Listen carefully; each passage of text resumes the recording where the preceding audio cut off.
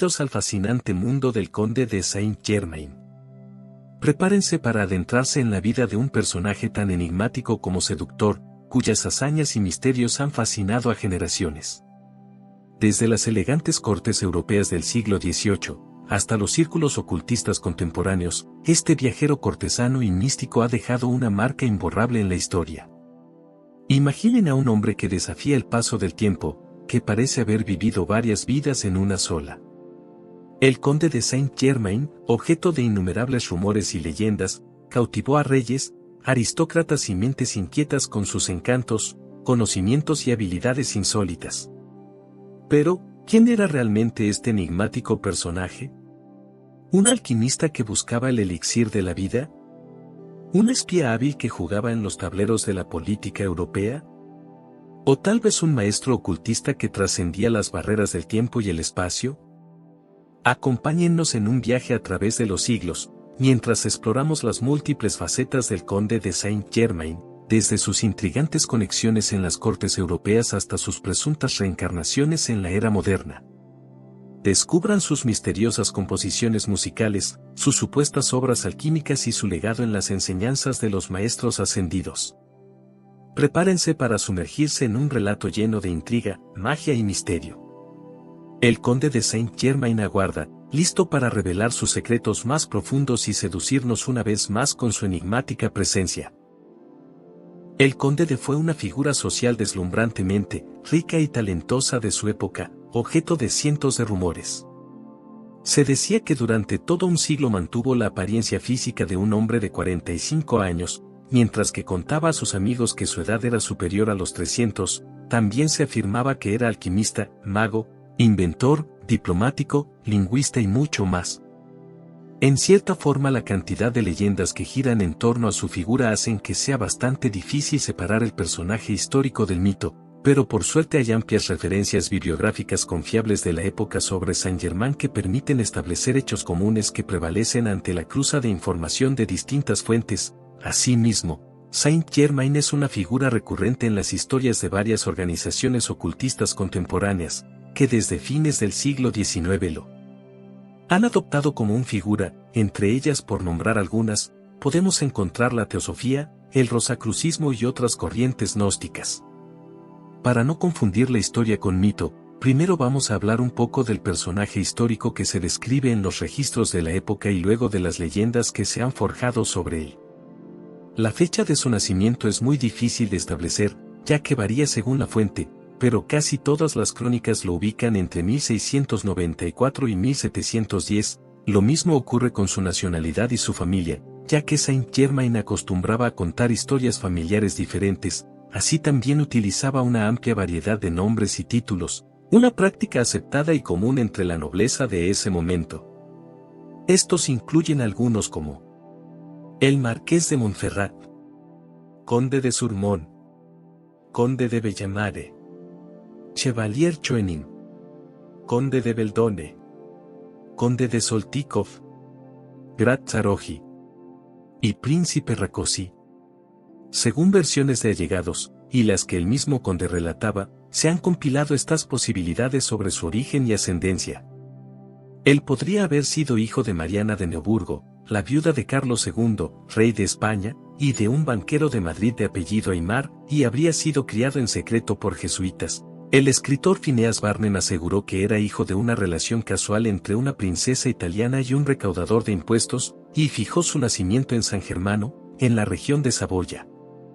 Otra versión indica que sería un hijo natural del rey de Portugal, Juan V, y una mujer judía, y que se habría hecho rico por sus habilidades como joyero.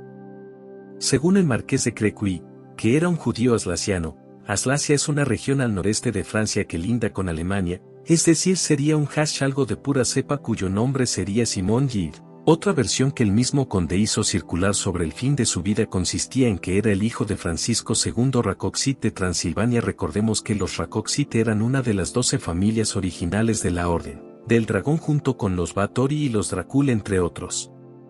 Algunos más audaces y fantasiosos aventuraban que era el mítico judío errante de la leyenda medieval. Otros decían que era nada menos que Francis Bacon, quizás uno de los personajes de esa época al que se le atribuyen casi tantos alter egos como a Saint-Germain.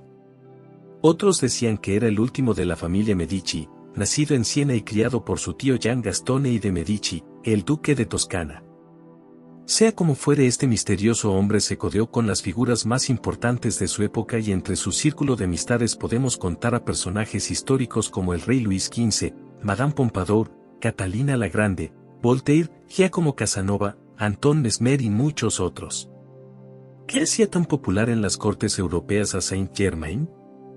Bueno, él seducía a la aristocracia con un arsenal de divertidas historias y sus vastos conocimientos y habilidades en la ciencia, la historia y las artes. Estos eran tales que parecía verdaderamente un hombre que había vivido varias vidas. Su carisma, su rápido ingenio y su maestría en la oratoria lo hacían un personaje sobresaliente allí donde estuviera. Distintas crónicas coinciden al describir su apariencia física. Él era un hombre de mediana estatura, de manos delicadas y pies pequeños, con el cabello muy negro y ojos marrones de mirada penetrante. Sus características faciales más evidentes eran la nariz aguileña y un hoyuelo en la barbilla.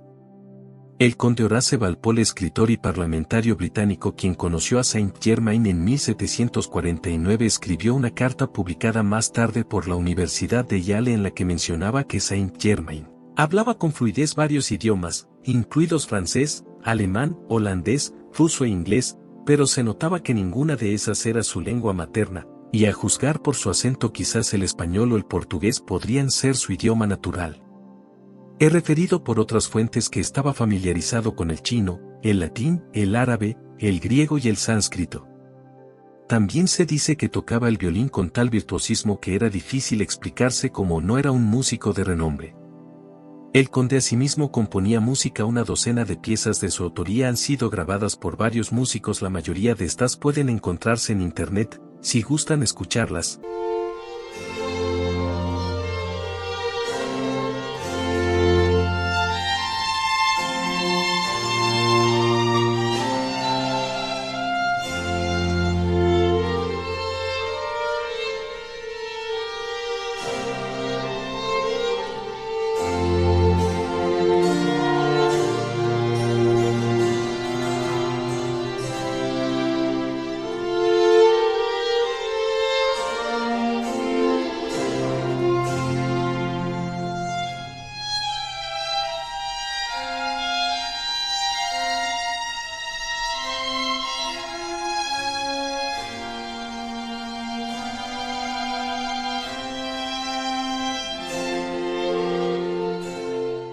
Dos de sus composiciones en puño y letra se encuentran en el Museo Británico. Una de ellas fue escrita en 1745 y la otra en 1760. Al ser Saint-Germain perfectamente ambidiestro, se ha relatado en distintas ocasiones como mientras cantaba con una mano, escribía la letra y con la otra el acompañamiento musical, haciendo gala de una independencia psicomotriz digna de un cerebro especial. Otras habilidades en las que destacaba era la química y la joyería. Esto quizás debido a que, según él contaba, era un eximio alquimista, arte al que la química y la joyería acompañan de la mano. Él manifestaba que su pericia en la alquimia le permitía fabricar un elixir que otorgaba inmortalidad o longevidad, al menos a quienes lo bebían. También decía que podía convertir los diamantes en líquido para así darles la forma que quisiera, e inclusive de varios diamantes pequeños fabricar uno grande. Le encantaban las joyas y casi no había pieza de su ropa y su calzado que no estuviera adornada, aunque sea con una de ellas. Se rumoreaba que los diamantes que adornaban sus zapatos tenían un valor de 200.000 francos y que presumía llevando consigo un zafiro del tamaño de un huevo. No en vano en la corte francesa se lo apodaba como el príncipe de diamantes. Además de ser alquimista, varios registros lo indican como un iniciado en la masonería y el rosacrucismo. Recordemos que las sociedades secretas estaban muy de moda en la Europa previa a la Revolución Francesa, y una moda de la que no pasaba ni siquiera la nobleza o el clero. Sin ir más lejos, los Iluminados de Baviera se fundaron en 1776 en plena actividad del conde por las cortes europeas. Se dice en algunos círculos masónicos que el conde fue el que inició en la masonería nada menos que a Cagliostro, luego de conocerlo en Londres en 1747. Esto habría sido en una logia londinense en Soho llamada Logia Esperanza. El mismo Cagliostro más tarde sería uno de los refinadores de esta sociedad secreta creando el rito egipcio de la masonería. En Viena Saint-Germain también participó en la fundación de varias logias masónicas, quizás por esto también fue relacionado con los Iluminados de Baviera, pero sin descartar que esto sea verdad y pruebas empíricas que lo demuestren. El primer registro que se tiene del conde en la alta sociedad europea, data de 1742, él volvía de pasar 5 años en la corte del Shah de Persia, donde supuestamente había aprendido el arte de la alquimia y el oficio de joyero. Mediante sus encantos y conocimientos se las arregló para desembarcar en la corte francesa y ganarse rápidamente la confianza y amistad del rey Luis XV, quien más tarde le encargaría realizar misiones secretas en Inglaterra. Lo siguiente que se sabe es que en 1745 se encontraba en Londres bajo la pantalla de músico de la ópera del Haymarket Theatre, e informando a la corona francesa de cuanto ocurría en la alta sociedad londinense.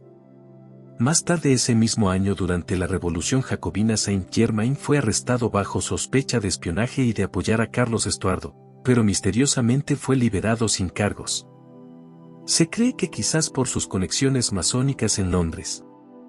Luego de este incidente dejaría que las aguas se calmaran un poco yendo a Viena para visitar la corte de Federico el Grande, y luego a Edimburgo, para finalmente volver a Londres a fines de 1746. El conde siguió allí ofreciendo funciones como músico hasta fines de 1749, cuando volvería a la corte francesa en Versalles. En Francia se codió con personalidades como Giacomo Casanova o Voltaire, allí tenía estatus de celebridad. El propio Luis XV y su amante Madame Pompadour adoraban pasar las tardes con él simplemente por el placer de su compañía. Esto por supuesto le valió la envidia y la enemistad de algunos ministros del rey quienes lo tenían por un aventurero y un charlatán. Por aquellos años el rey le otorgó un conjunto de habitaciones en el castillo Chambord, y 100.000 francos para la construcción de un laboratorio químico donde con la excusa de fabricar tintes textiles para mejorar la categoría de los tejidos franceses, producía sus medicinas y otras investigaciones alquímicas.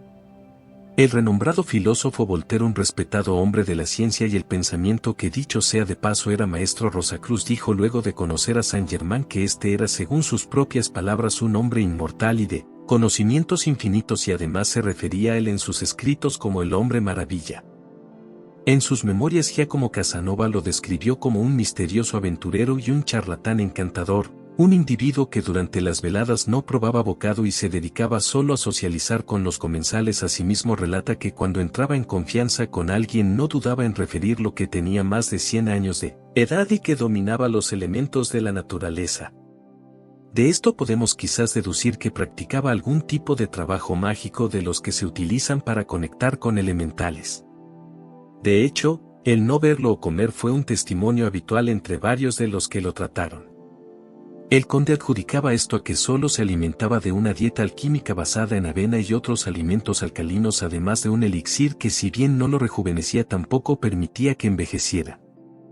A esta época corresponde la famosa anécdota de la condesa von Giorgi, quien se encontró con Saint-Germain en una velada organizada por Madame Pompadour. Al parecer la anciana aristócrata creyó recordar que lo había conocido en su juventud, más precisamente en una visita suya a Venecia en 1710, y dado que el conde aparentaba ser medio siglo más joven que ella, se rumoreó que efectivamente en sus experimentos había dado con la fórmula de la eterna juventud, pero que en realidad, como él mismo decía, era un ser muy viejo. El conde astuto jamás desmintió estas afirmaciones, sino que hábilmente la fomentó sabiendo que envolvían su persona en un atractivo halo de misterio. De más está decir con qué grado de secretismo obraría a alguien que verdaderamente tuviera el elixir de la vida. En 1760, en plena Guerra de los 7 Años, Saint-Germain viajó a los Países Bajos con un nuevo encargo para sus habilidades como espía: intentar de manera extraoficial forjar un tratado de paz entre Inglaterra y Francia. Él desembarcó en Ámsterdam con el pretexto de ser enviado por Louis XV para pedir dinero prestado a los banqueros Adrián y Tomás Hobbes. Ya afincado, Saint-Germain intentó abrir negociaciones de paz entre Gran Bretaña y Francia con la ayuda del duque de Brunswick como intermediario. Los diplomáticos británicos en Holanda concluyeron que Saint-Germain contaba con el respaldo del mariscal de Francia, y posiblemente de Madame Pompadour, pero que intentaban sobrepasar al ministro de Asuntos Exteriores francés, el duque de Choiseul, por lo tanto Inglaterra no trataría con Saint-Germain a menos que sus credenciales vinieran oficialmente del rey francés.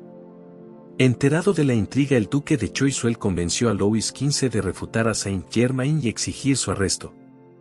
Las autoridades holandesas consideraron la orden de arresto como política interna francesa en la que Holanda no debía involucrarse, o por lo menos esto dijeron. Por lo tanto, se facilitó la partida de Saint-Germain a Inglaterra con un pasaporte emitido por el embajador británico, el general Joseph York. Este pasaporte se hizo en blanco, lo que permitió al conde viajar en mayo de 1760 desde los Países Bajos a Londres con un nombre falso.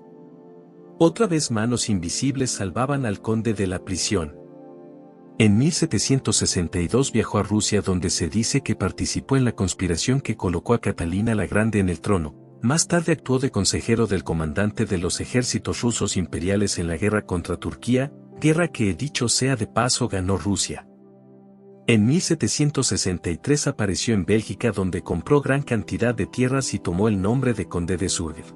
Trató de ofrecer sus procesos químicos en el tratamiento de madera, cuero y tinturas al Estado. Durante sus negociaciones con el ministro belga Calcovent insinuó un nacimiento real y convirtió un trozo de hierro en algo parecido al oro. Luego de esto desapareció durante 11 años, aunque se rumorean de algunas apariciones fugaces en Venecia en 1769, en Livorno en 1770 y en Nuremberg en 1772.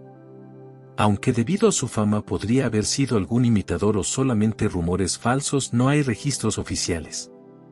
Lo cierto es que en 1774 regresó a Francia cuando Louis XVI y María Antonieta ocuparon el trono. Supuestamente les advirtió sobre la revolución que se avecinaba.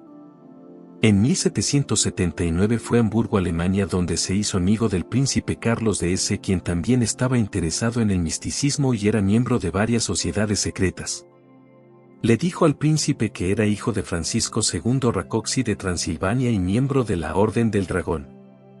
Durante los siguientes 5 años vivió como invitado en el castillo del príncipe Neckarfome. El príncipe inclusive le montó un laboratorio alquímico cerca de su residencia veraniega en Linz en Lund, en una parte del bosque que era conocida por sus monumentos de piedras megalíticas de la Edad de Hierro. El laboratorio de Louis en Lund sería conocido más tarde como la Torre del Alquimista y también como la Torre de los Masones.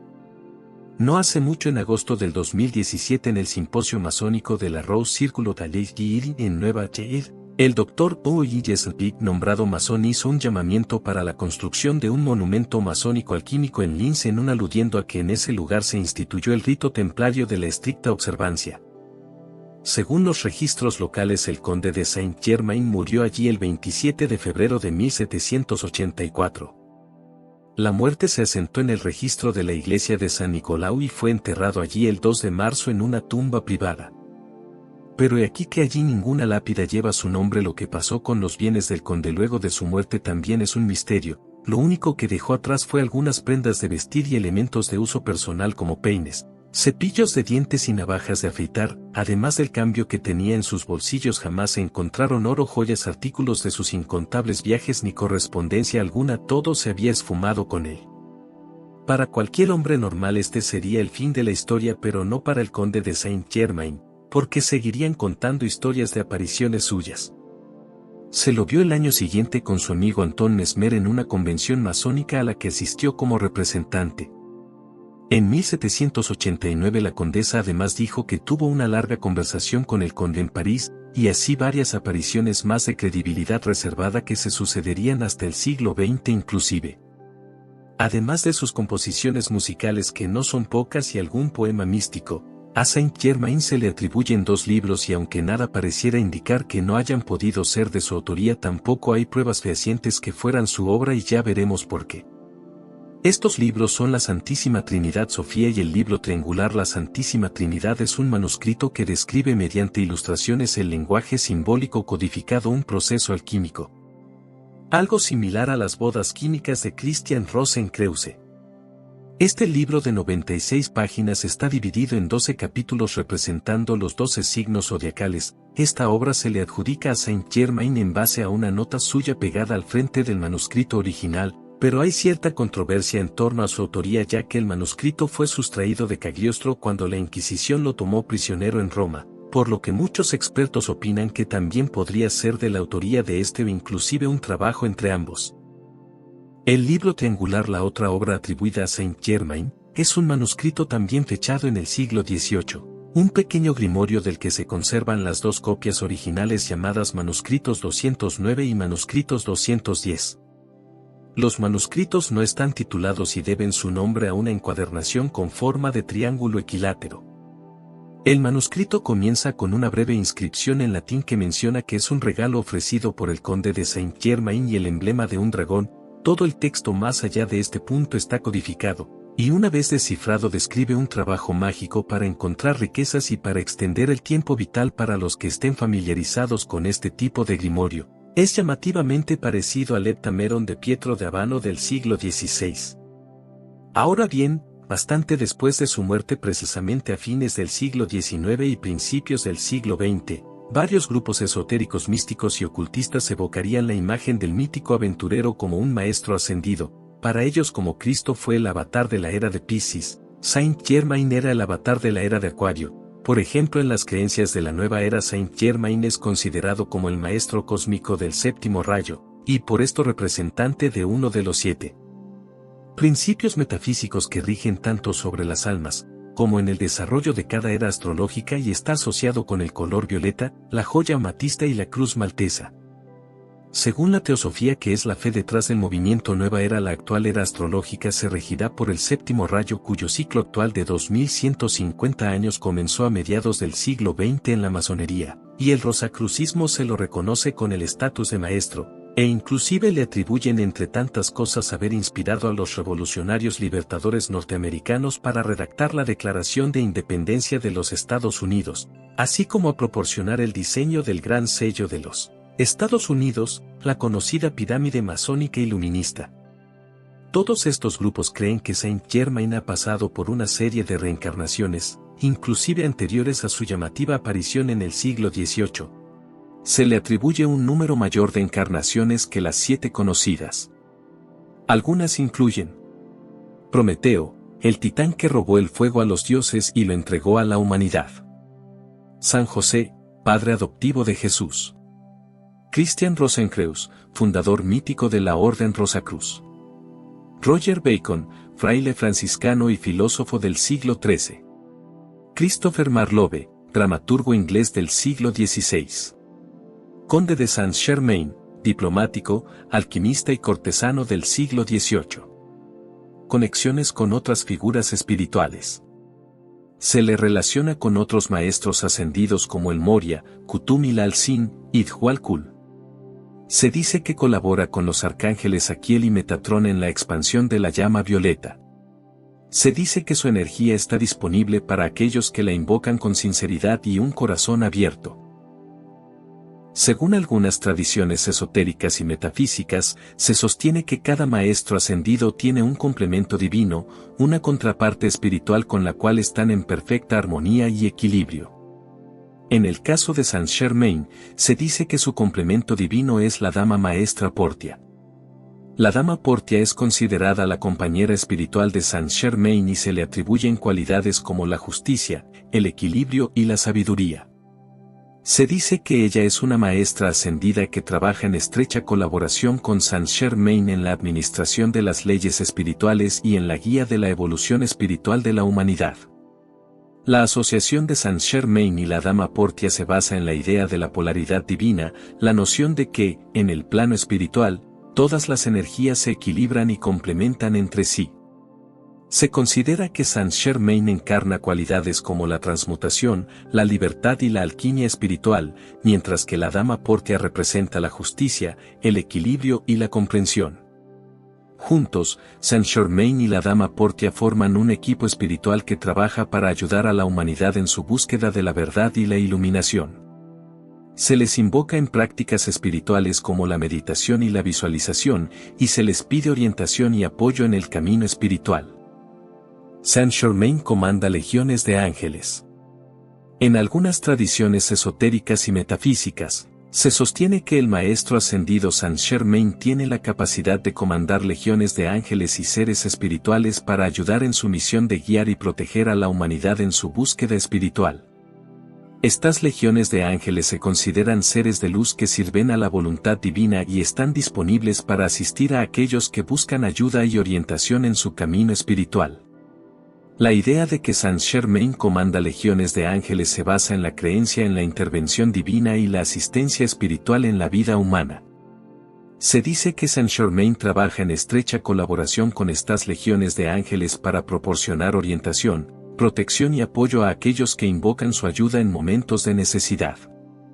Se cree que estos ángeles sirven como mensajeros divinos, portadores de luz y amor, y están disponibles para asistir en una variedad de situaciones, incluyendo la sanación, la protección, la guía espiritual y la manifestación de deseos elevados. ¿Saint Germain tuvo esposas e hijos?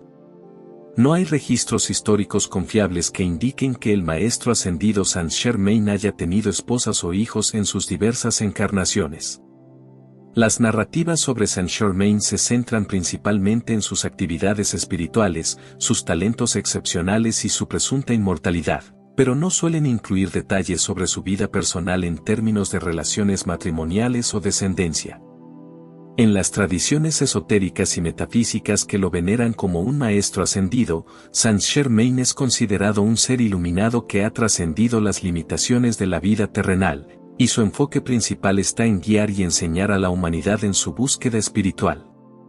Por lo tanto, aspectos como el matrimonio y la paternidad no suelen ser parte de las narrativas sobre él, que se centran más en su papel como mentor espiritual y guía para aquellos que buscan la verdad y la iluminación. Uri Ballard, fundador de la secta Soy Yo en inglés YAM, afirmó que conoció a Saint Germain en el monte Yasta, en California en agosto de 1930 y que a partir de esto comenzó su entrenamiento y sus experiencias con otros maestros ascendidos en varias partes del mundo físico y espiritual. Él y su esposa Edna hicieron popular un retrato de Saint Germain con un aspecto bastante distinto al que se le daba hasta entonces, ese que generalmente presentaba una figura de tez trigueña y barba muy parecida a Cristo. Pronto fue reemplazado por una versión rubia y netamente aria que se usa mucho en la actualidad.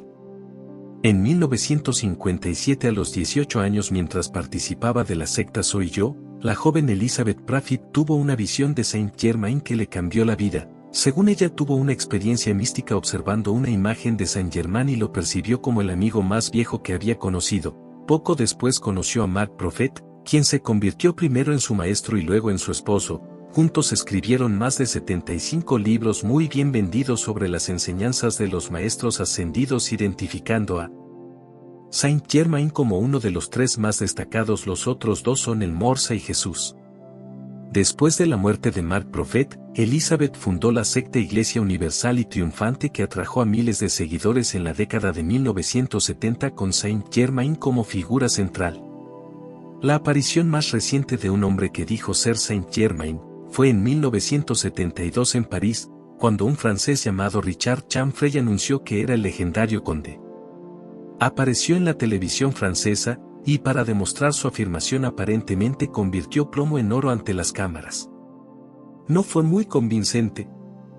Chamfrey luego se suicidó en 1983. Lo cierto es que el legado del conde de Saint Germain permanece hasta hoy en día tan atractivo y misterioso como lo fue siempre.